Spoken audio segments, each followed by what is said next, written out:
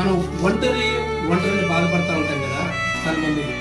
అలాంటి వాళ్ళకి ఈ మాట ఏంటంటే, యోసేపు అందరూ ఉండి కూడా ఒంటరి, గుంటలో వేయబడినాడు కానీ గుణమును కోల్పోలేదు, గుంటలో త్రోయబడినాడు కానీ గుణమును కోల్పోలేదు. కాబట్టే దేవుని తోడువలు ఏమైనాడు, ఘనంగా దీవించబడ్డాడు.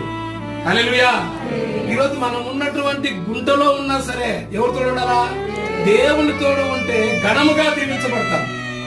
మన స్థితి గుంటలోనే ఉండం. ఎప్పుడు గుంటలో ఉన్న యోసేపు ఏమైనాడు, పైకి వచ్చినాడు, ఘనంగా దీవించబడినాడు. ఎప్పుడు అట్లా పెట్టాడు స్థాయి మనల్ని.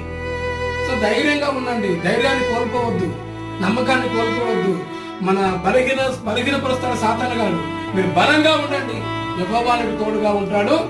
గుంటలో నుండి మిమ్మల్ని పైకి తీసి ఘనంగా దీవించే రోజు వచ్చును గాక. అయితే మన గుణవంతులుగా ఉందాం. అట్టి కృప దేవుడు దయచేయును గాక.